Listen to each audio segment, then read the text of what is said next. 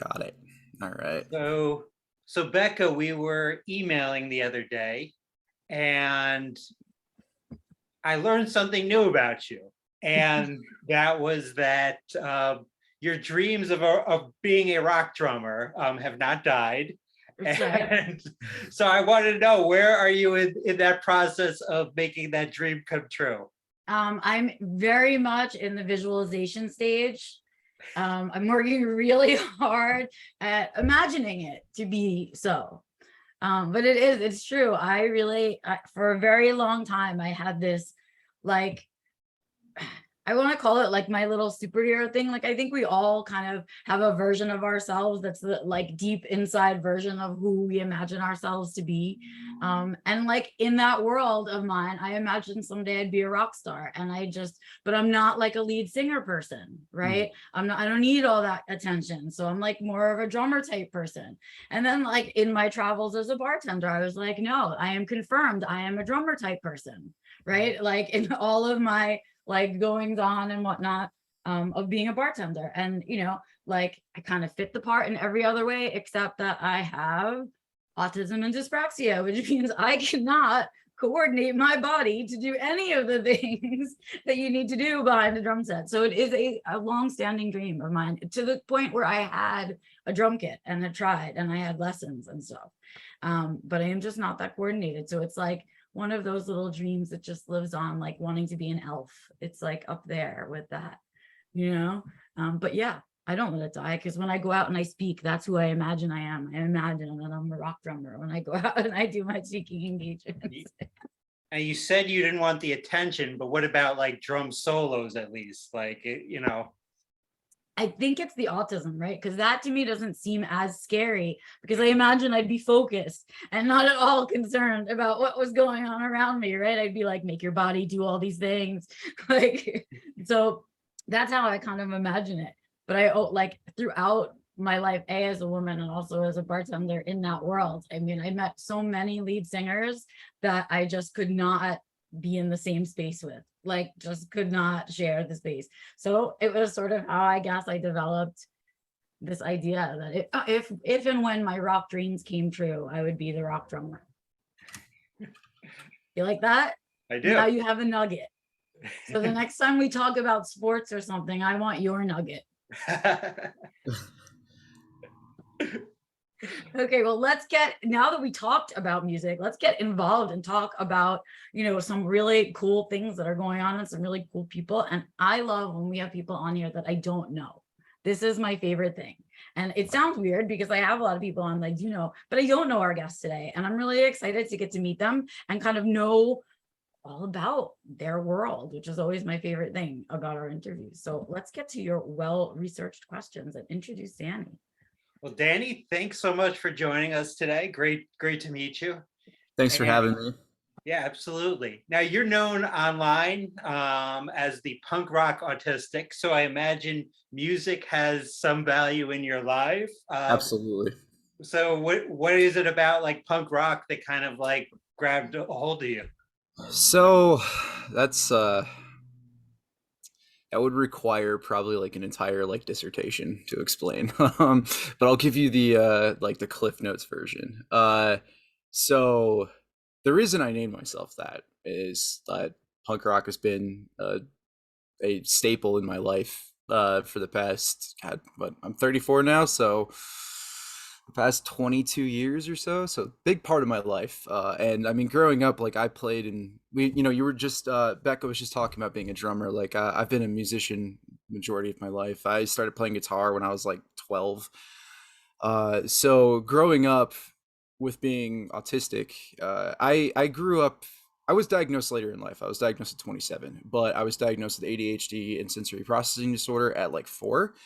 I grew up with like an IEP. I grew up in special ed, very like ostracized from like the rest of my like peers and community, and always kind of felt different, and it wasn't until later on in life that I like understood why. I got the whole picture later on, but part of that feeling of being like kind of on the fringe on the outside was kind of what drew me to punk. I in like middle school, early high school is like I started hanging out with a bunch of other folks who were like involved in the scene. Started going to shows and found community, found family, found a sense of solidarity with a bunch of other weirdos, and it was great. And I mean, back then it was.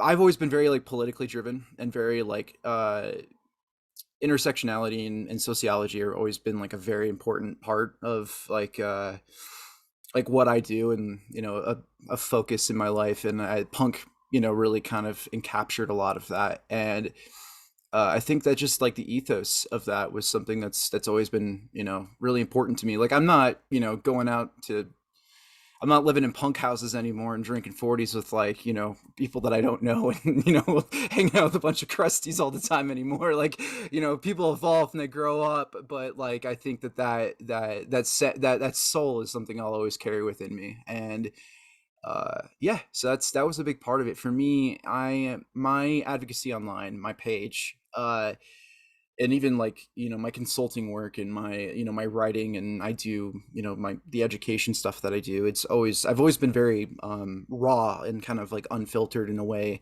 and very direct.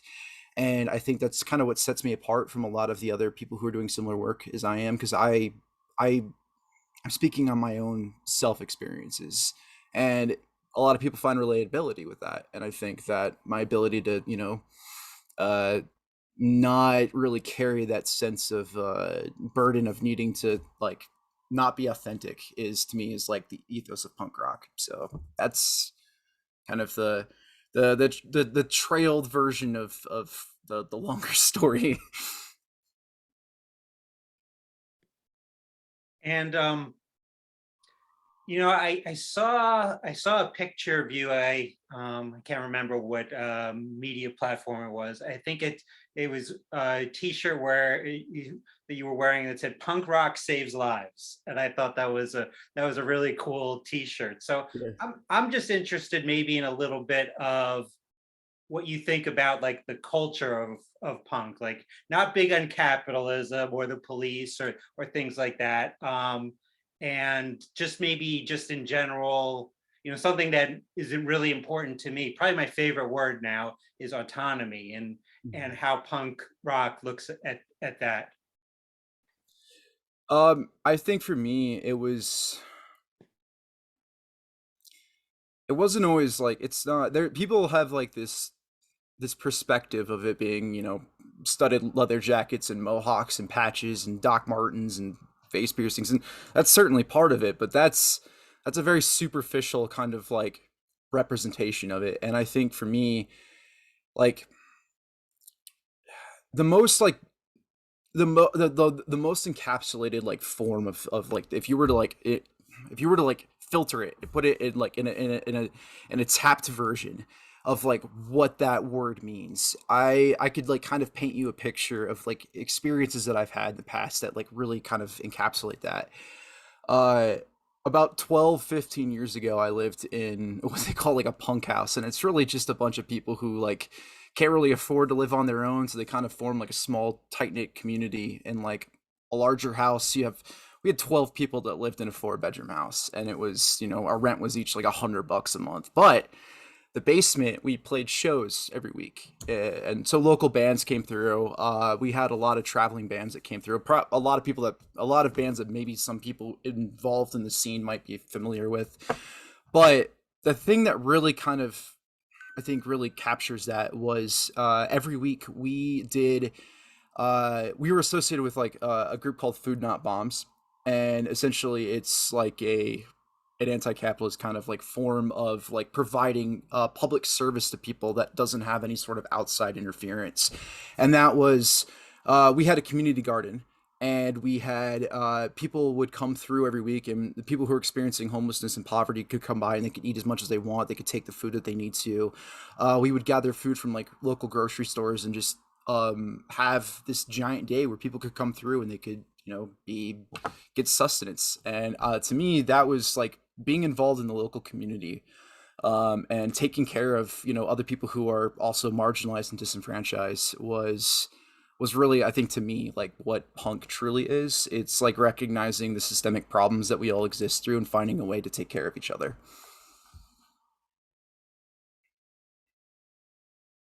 I have a question. Mhm. Sort of related, because this is what my brain did as you talked about living in the punk house. How did your autistic brain do that? I'm sorry, like my brain went, oh my God, you didn't have your own space. You probably had like a little tiny corner, and how much stuff could you have had? And like, where were your things, your stuffs? Like, you know? That's a really good question. So at that period in time, I was masking a lot. A lot. I was really it was sensory overload, and I would never live that lifestyle ever again. I mean, I was younger, I couldn't afford anything else. I was, I've always had like a pretty good relationship with my family. Like I could have like moved back in with them if I needed to, but it's like I was determined to be like I needed I like I think at that point in my life, in my early 20s, late teens, I was so determined on trying to like make something happen for myself because my entire life and childhood had been dictated in a way that I kind of didn't have self autonomy. So it was like this is I'm doing this for myself, and uh being in that environment was very difficult. I think that I've never been one who's been, real into drinking or drugs. There was a lot of that in the scene. I think a lot of it was self-medicating of people who were experiencing poverty or like trauma. It was like a reaction to that. But for me, it was more of like I was the only one on my floor who had like their own room, and that helped a lot. But having, I'd wake up and there'd be like 8 people I don't know sleeping in like my kitchen. So yeah, it wasn't always the easiest. I discovered, noise canceling headphones, and I think a lot of times I would end up staying at like people's houses that like if I knew that there's something going on, I would stay at like a girlfriend's house or something at the time. But yeah, it was difficult to navigate, and now it's so like it was also the time like I didn't fully understand my own challenges or my struggles. I didn't fully understand that I was autistic. Like that didn't come out until later on, and now at this point in my life, like I fully understand. Like I could never put myself in an environment like that. Like I have that preset boundary, and I live a very quiet life now in response. I think I'm making up for lost time. It's so funny because I have a very similar experience. Like people didn't understand how I could work in a bar, right? Or I could go to concerts and things like that. And it's like, yes, I would have sensory overload, but at least it was like sensory overload of my choice. Like I knew it was what was coming, and I knew the kind of sensory overload I was gonna have and all of that. Because for me too, like I didn't know about my autism, and so it was like, well, at least I'm choosing it. Like at least it's like the noise of my choice. It's not like I go out of my house and I'm just subjected to whatever the world throws at me. And it's like, well, now I can describe it as it's a different kind of noise, right? It's like, it's not like the cacophony of being in a restaurant where it's layered noises on top of themselves. There's, even in the loudest, most disruptive and chaotic music, there's a line going through it. And so it's like, I don't know, I'm someone who really, can appreciate something when it's loud and good at the same time, Yeah, no, right? I understand that. I could relate to that. I think that if I have control over the sensory like thing that is, very overstimulating, like I'm fine.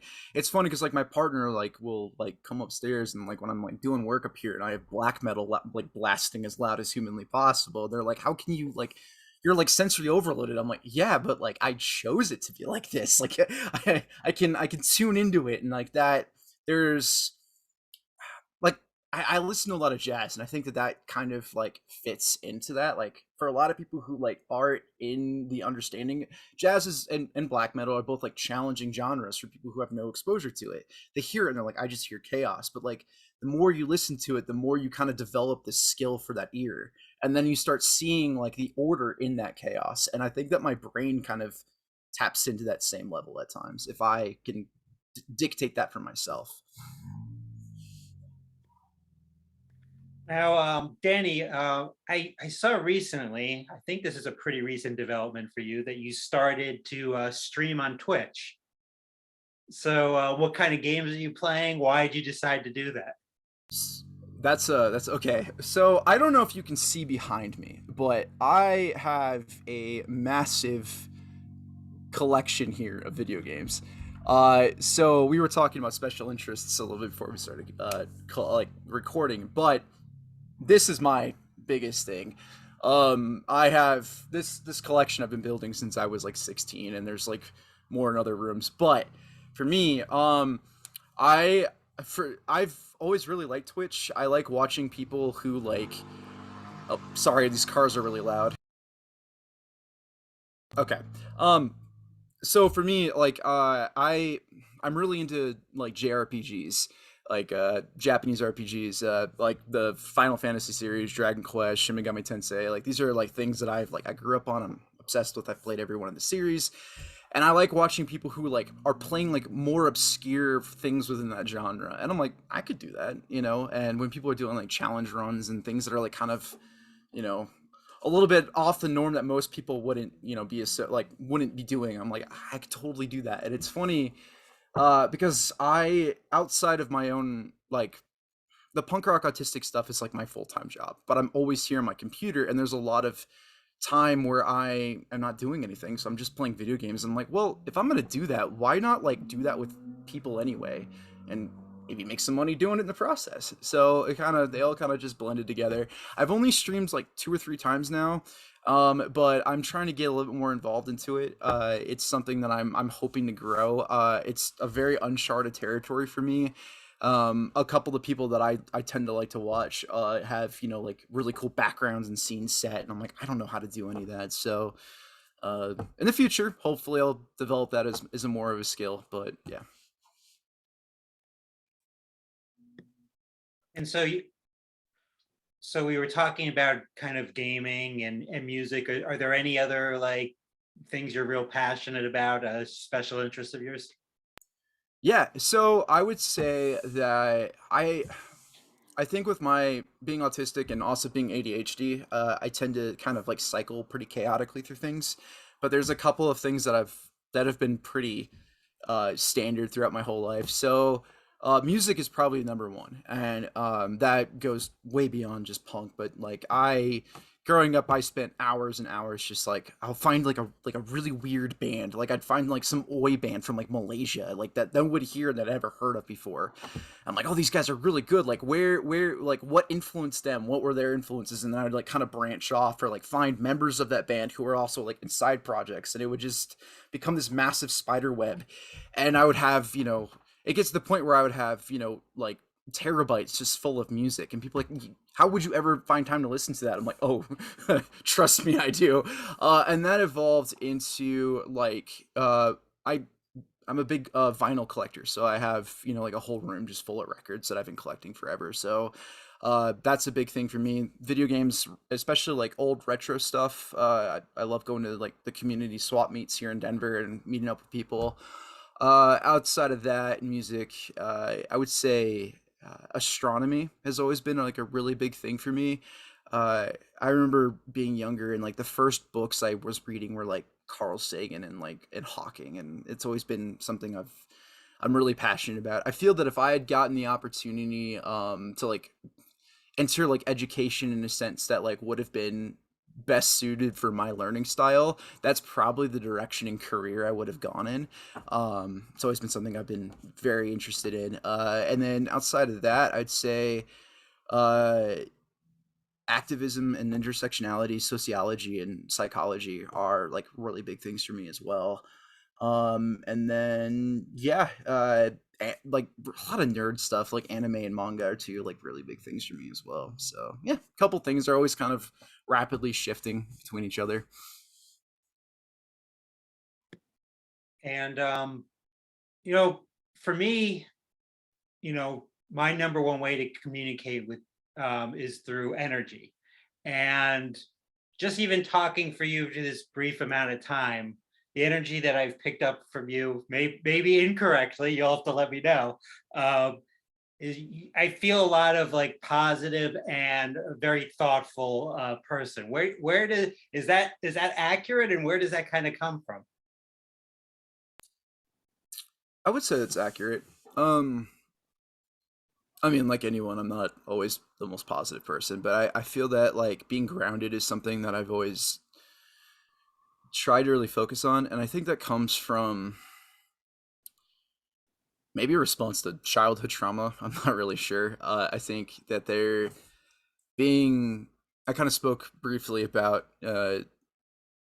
my childhood experiences of like really feeling ostracized and othered, and that was kind of in part with like the education system I grew up in, and being I was like the poster child of like the 90s like Ritalin generation, so everything was very like pathologizing, and I think that forced me to become very introspective. Being alone a lot has been kind of been with my own thoughts, and I think that that has kind of helped develop into like who I am now as an adult. Um, I would say that like for the most part, yeah, I'm generally positive. With the stuff that I do online, I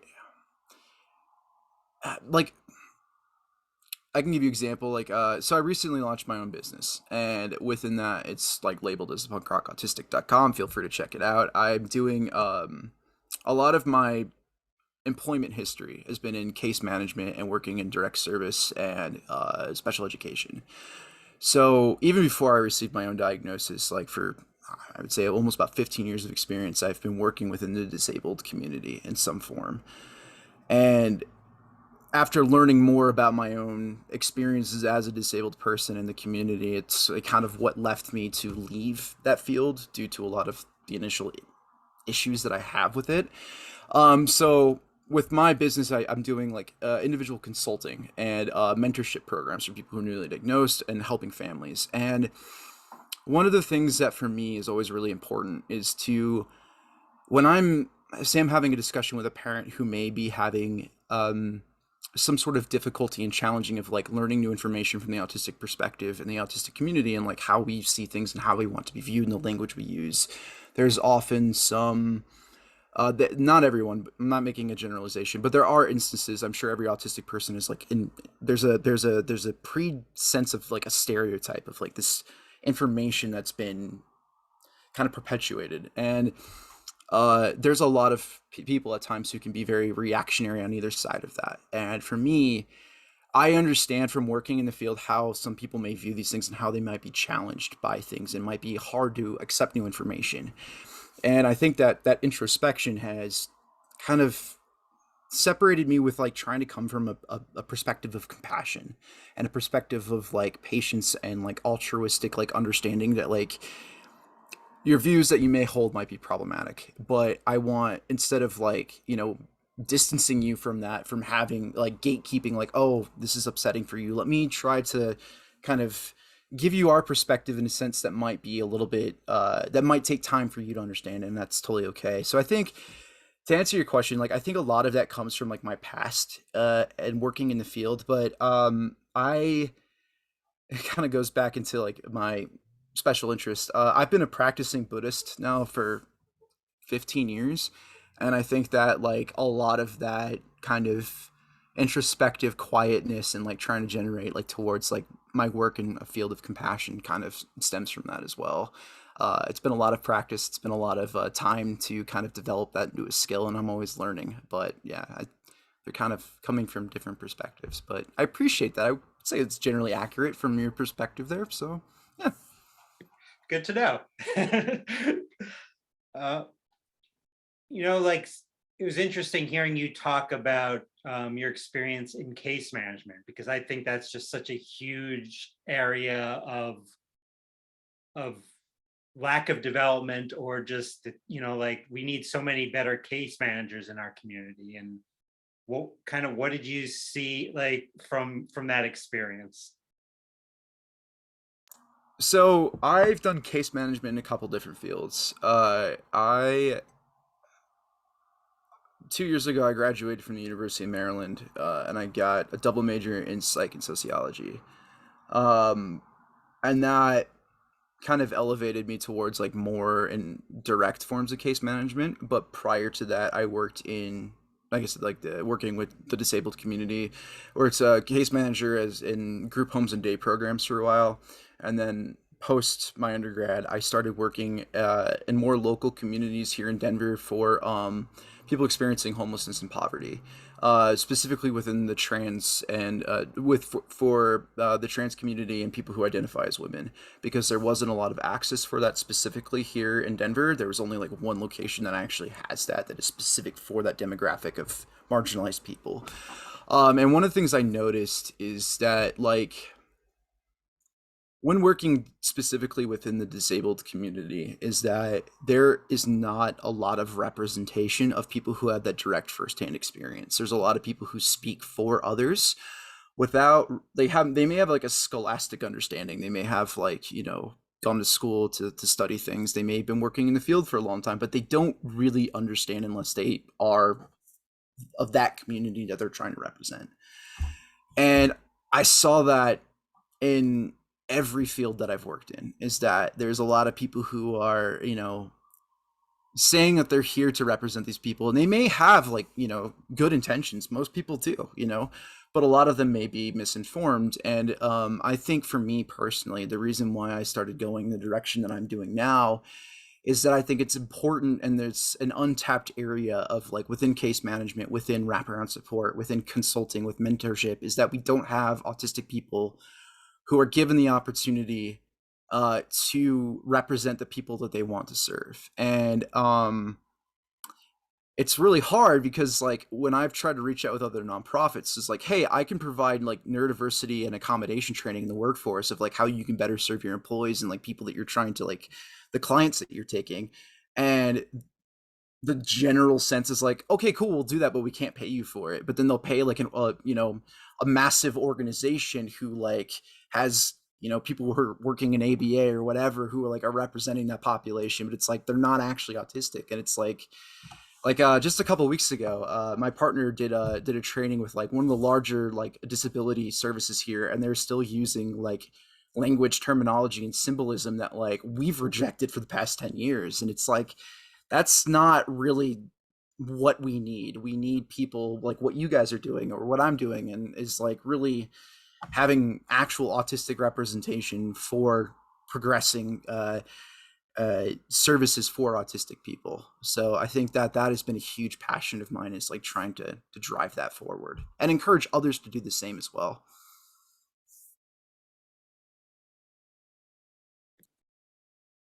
Now we always end each episode of the Infodump Files with something we call Inside the Autistic Studio, which are just 11 quick questions. You don't have to give too much thought into it, just kind of whatever comes to your mind. So the first question is, what are your pronouns? My pronouns are they, them, theirs. I am non-binary.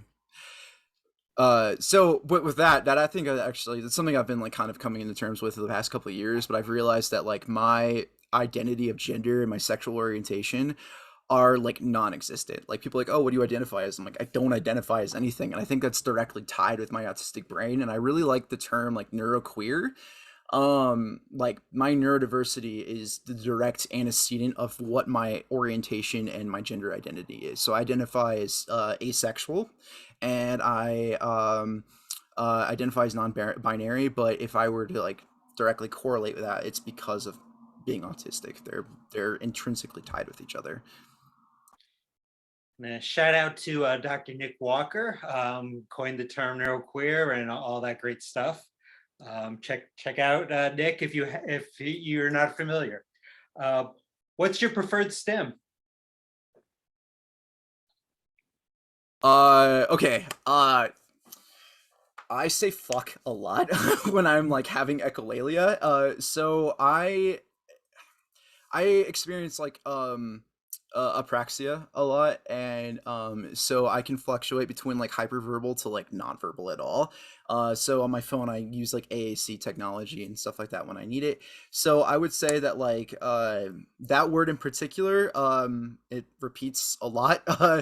I also fidget a whole lot. I when I'm very excited or happy, I tend to like kind of do the T-Rex hands a lot is a big thing for me. And then when I on the opposite side of that, when I'm trying to like self-regulate from sensory overload, it's I do a lot of rocking and tapping my fingers back and forth. So yeah. And who do you love, and what are you doing about it? Like specifically like an individual or like What it could be an individual or whatever way you want to take it, whatever just comes to your mind. okay, so it's intentionally vague and I can kind of just answer it however way I want. Yes. Okay. Uh I'll give you two. My fiance is a big thing for me. She is neurotypical, and as far as we know, definitely not autistic, but you know, probably probably wading in the neurodivergent waters a little bit, but has been the largest support system for me my entire life. You know, has encouraged me to start my advocacy work, has encouraged me to start this business, has encouraged me like, and has been, you know, it's essentially like my operations manager has been the one who's like, you know, been the guiding force behind all of it, which has been fantastic. You know, it's been a long time for me to kind of get into a place where I feel comfortable with like not working a traditional employment anymore. As of now, I'm not really making anything with what I'm doing, but like working towards that being a form of self-employment. And the support that I've gotten, you know, emotionally, spiritually, mentally, and financially from my partner has been wouldn't really be doing what I'm doing without her. So that's a big thing. And then I think that another side of that is that this probably sounds really cheesy and vague, but like to me, um I would say our the marginalized and disenfranchised community that I'm a part of, I think is a big thing for me. I am often finding myself when I'm engaging with people online or I'm engaging with anyone who has like similar experiences and finding like relatability and like what I do, I feel this like overwhelming sense of compassion and empathy and equity for for the people that you know that I feel camaraderie and solidarity with. And I think I know when I like make a post or I like speak with people, like I have a Patreon and like with that it comes like our Discord server and there's you know 20 or so amazing people in there and they're all people who I've found that are like have been engaged with like what I do online since like the very beginning. And the people that I feel that like when I post something that's like very raw and very like untapped and very like authentically me, and even if it's like a really painful thing, like for me a way of like getting through trauma is like, and the reason why I started what I do is just like I needed a place to vent. And to have people who like or like I know what that's like. I relate with you. It's not only that I'm doing it for like other people, like I'm also doing it for myself because I find that a relatability with others and it makes me feel a lot less alone. So I may not know these people like, you know, in person, it may be sometimes parasocial, but like I really love everybody that I have a chance to engage with and learn from. So These next two are fill in the blank. You may be neurotypical if hmm. You made me neurotypical if you're unable to if you're unable to communicate directly, if everything is nuanced, if everything if it like if someone speaks to you in very black and white, like this is this and that is that, and that's confusing for you, and you pick up subtext in it, you're probably neurotypical. and you may be autistic if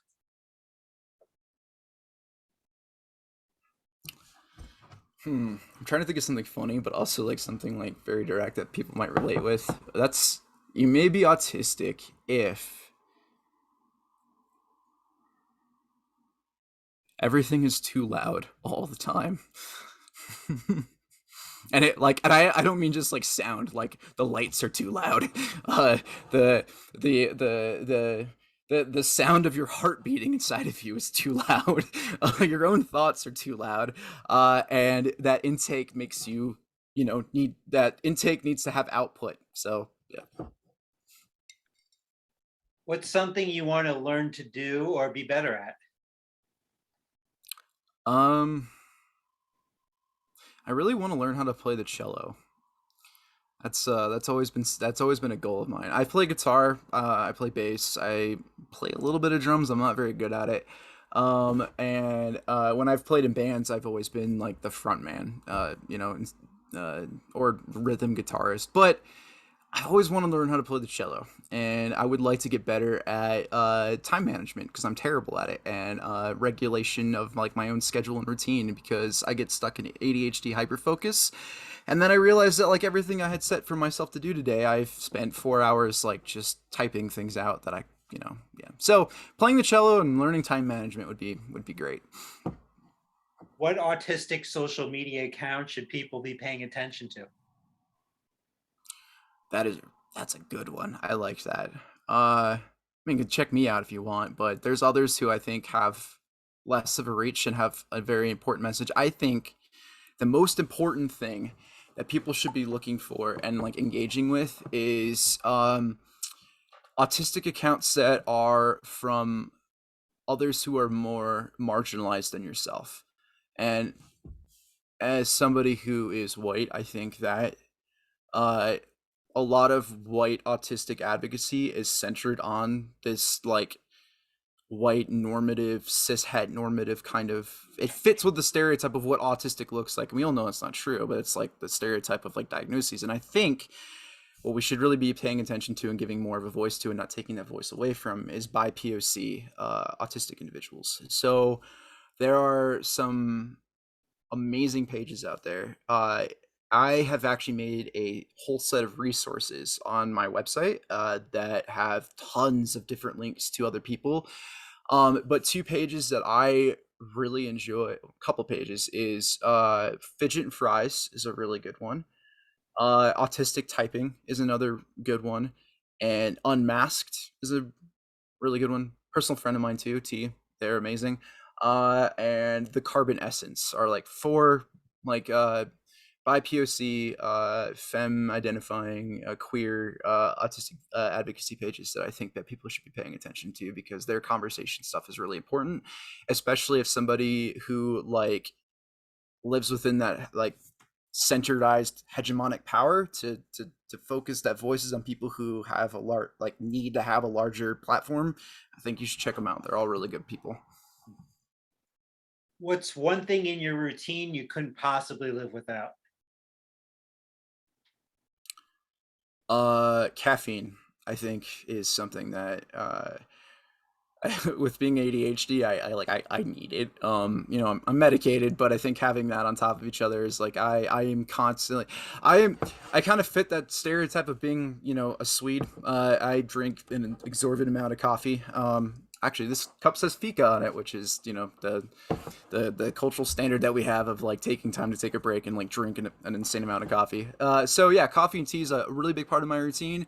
Outside of that, having time to myself, completely locking myself away from any social interaction at all. I'm a complete hermit, and I think having that is really important to me.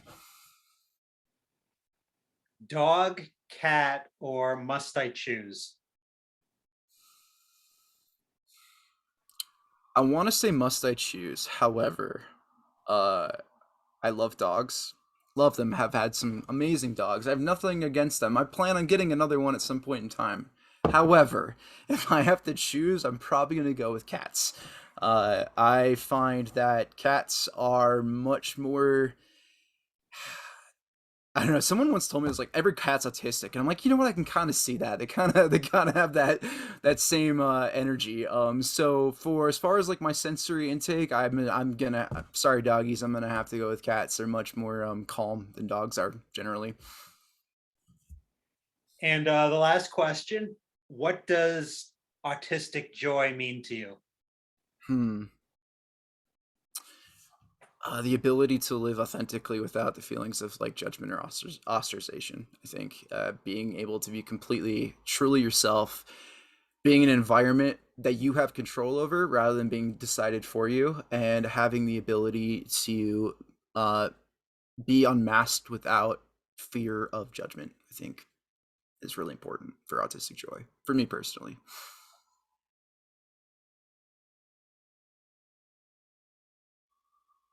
I am always just, I think about things as people answer, and then I forget we're on the last question. So I'm sorry.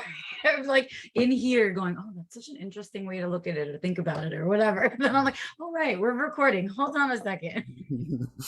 Well, thank you so much, Danny. I really appreciate you joining us. I am so excited for people to go and check you out and follow your stuff and follow the people you follow, because that's really what the whole point of this is. Also, a side note, I think at one point we are going to have to do like a little flip book of everybody's background that we interview, because I swear to you that everybody has a collection behind. And I think we should just do a flip book of everybody's collections of the stuff behind them, because I know I will, when my office is right, have mine. And so I think that's really funny. So I just had that thought as well today. Anyway, thank you guys so much for joining us on Info Dump. We'll be back at you with another episode soon. Yay. Awesome. Thanks, guys. Appreciate it.